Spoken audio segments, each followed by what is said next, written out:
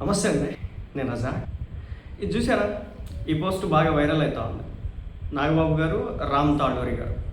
వెనకాల మీరు గమనించినట్లయితే కనుక ఏదైతే స్క్రీన్ ఉందో ఆ స్క్రీన్ మీద జనసేన పార్టీ కేరళం అని చెప్పేసి ఉందన్నమాట. ఇటీవల కాలంలో కేరళ పేరును మార్చినారు. కేరళ కాస్త కేరళంగా చేసినారు, కేరళం. ఇప్పుడు జనసేన పార్టీ అనే దాన్ని కేరళలో కూడా విస్తరించబోతున్నారనేది దీని యొక్క సారాంశం. అప్పుడు సోషల్ మీడియాలో కొంతమంది ట్రోల్స్ చేయడం స్టార్ట్ చేసినారు, మరి ముఖ్యంగా వైసీపీ వాళ్ళు.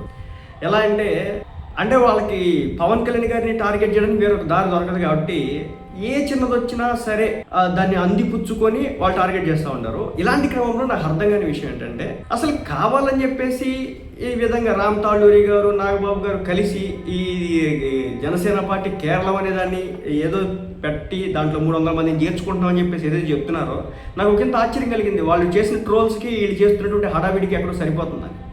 నిజంగా అధికారంలోకి వచ్చిన తర్వాత ఎన్ని మీటింగులు చేసినారు కేడర్తో? గత 5-10 సంవత్సరాల నుంచి పార్టీ కోసం తిరిగినటువంటి కార్యకర్తల్ని, లేదంటే కనుక ఈ పార్టీ జెండా మోసినటువంటి వ్యక్తుల్ని ఎంతమందిని పట్టించుకున్నారు? అలాగే ఎంతమందికి పదవులు ఇచ్చినారు? రబ్బర్ చెప్పులు వేసుకునేటటువంటి వ్యక్తుల్ని రాజకీయాల్లో ఉన్నత శిఖరాలకు తీసుకెళ్తానని చెప్పేసి పవన్ కళ్యాణ్ గారి వెంట నడిచేటటువంటి వ్యక్తులకి ఈ నాగబాబు గారు కావచ్చు, రామ్ తాడూరి గారు ఎంత భరోసా ఇచ్చినారు? పవన్ కళ్యాణ్ గారు ఎంత భరోసా ఇచ్చినారు?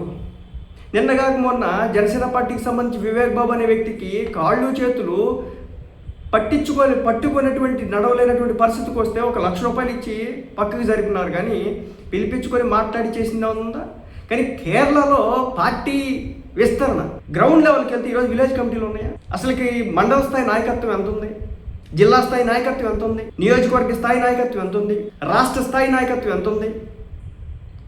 అదో అధికార ప్రతినిధులు చేస్తున్నటువంటి బాధ్యతలు ఎక్కడ ఉన్నాయి? వీళ్ళకి సంబంధించిన సోషల్ మీడియా టీమ్స్ ఎక్కడ యాక్టివ్గా ఉన్నాయి? కేవలం అభిమానులు, పెచ్చ అభిమానంతో వాళ్ళు ఎదుటోడు ఎన్ని తిట్టినా పడతా పవన్ కళ్యాణ్ గారి కోసం పనిచేయడమే తప్ప ఒక్కడన్నా పట్టించుకుంటున్నారా? దాన్ని ఎదుటోడు ట్రోల్ చేసే విధంగా చేయడానికి జరుగుతాం.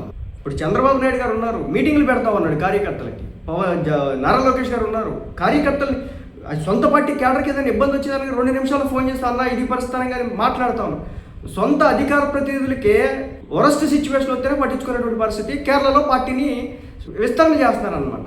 అంటే నాకు వాళ్ళు చేసినటువంటి రోల్స్ చూసి వీళ్ళు చేస్తున్న సరిపోతుంది కదా.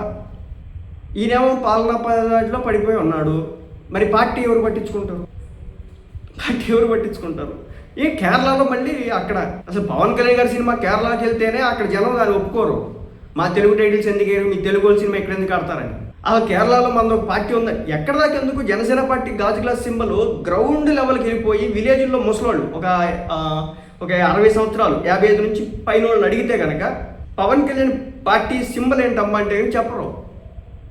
ఆ స్టేజ్లో మనం ఉండి కేరళలో ఇంకా మనం పెంచుతున్నామంటే దేంతో వల్ల నాకు అర్థం కాదు. దయచేసి అర్థం చేసుకోండి. కార్యకర్తలు బాధపడతా ఉన్నారు, మీ పార్టీ కోసం పనిచేసినటువంటి నాయకులంతా కూడా ఇంకా ఇబ్బందులు పడతా ఉన్నారు. వాళ్ళు ఖర్చు పెట్టినటువంటి ఖర్చుల్లో 1% కూడా ఇది వెనక్కలేదు, వాళ్ళకి దేంట్లో కూడా పనులు అవ్వట్లేదు. సో అది సిచ్యువేషన్. ఇది మళ్ళీ కేరళలో జనసేన పార్టీ విస్తరణ. వాళ్ళు ట్రోల్ చేసేదానికి వీళ్ళు చేస్తున్న పనులకి సంబంధం లేదు.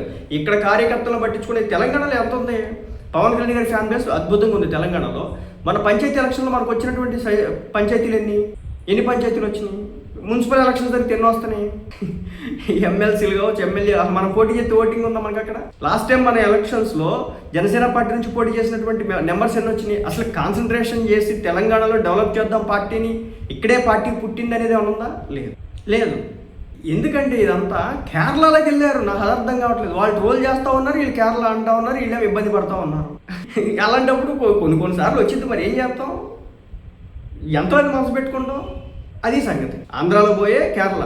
ముందు కేడర్ని పట్టించుకోండి, పనిచేసిన వాళ్ళని పట్టించుకోండి, నాయకుల్ని పట్టించుకోండి. కేరళలోకి వెళ్ళి అప్పుడు పార్టీ విస్తరణ చేయండి. వాళ్ళు ట్రోల్ చేయడం, మీరు చేయించుకోవడం సరిపోయింది.